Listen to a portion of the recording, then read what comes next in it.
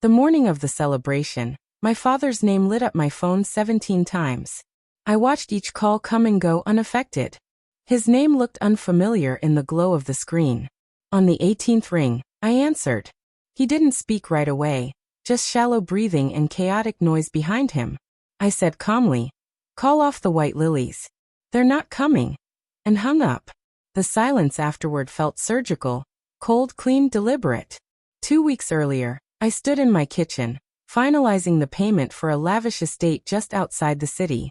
Sleek glass walls, room for 200 guests. My mother had asked for something that felt like a garden, but looked like royalty in photos.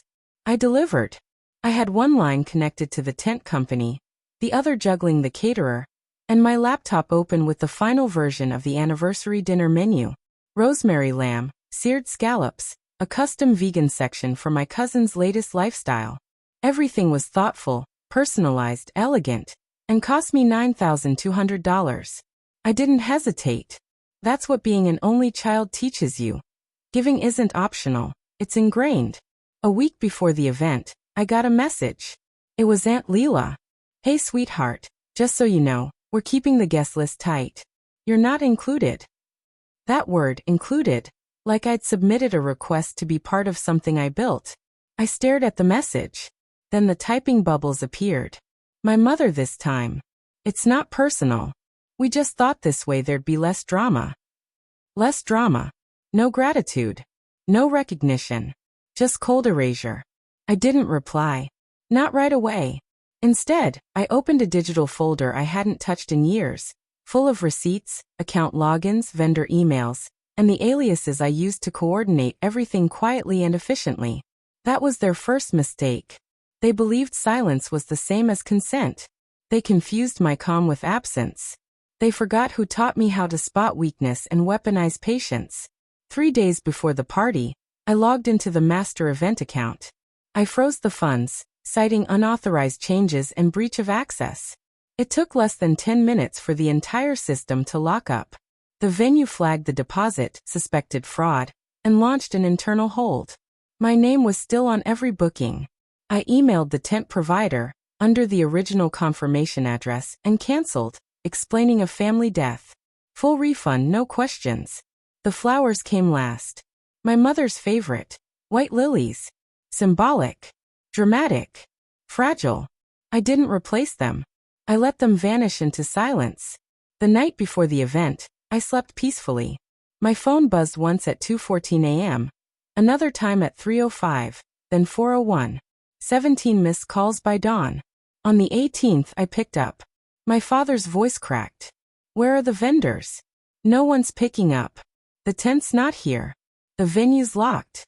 Did you do something?" I let the panic breathe in the silence before saying, "Tell the florist to cancel the white lilies. They're not coming." Then I ended the call. At 11:47 a.m., a video arrived from my cousin. Unsolicited. She just understood. The once grand estate was desolate, just wind, gravel, and confusion. My mother stood in her heels, shouting into a phone with no signal. My father paced, jacket unbuttoned, sweat darkening his collar. Guests wandered aimlessly. Aunt Leela was trying to soothe someone. It might have been the photographer, or maybe the violinist. Hard to tell over the shouting. No chairs, no music, no meal. Just disappointment echoing off the glass. I watched the video twice, then deleted it. They never believed I'd retaliate. After all, I was always the quiet one. The dependable helper who paid the bills but never raised his voice. They saw my kindness as weakness, my loyalty as a checkbook with legs. But I reminded them, I don't fund betrayal. I don't finance my own exclusion. That night, I left my phone on silent. I could hear it vibrating endlessly on the counter. Calls from my mother. My father. Then both. Around midnight, a message slipped through. "We didn't mean to hurt you. You're still our son." Still. Like it was a role that could be revoked or reinstated based on convenience. I didn't respond. Because revenge isn't about destruction. It's about memory. It's about making sure they never forget. Who organized the celebration? Who controlled every detail? Who released the string, right when it mattered? When people ask why I missed the party, I say, I didn't miss it. I hosted it. And if they ask what I mean by that, I just smile.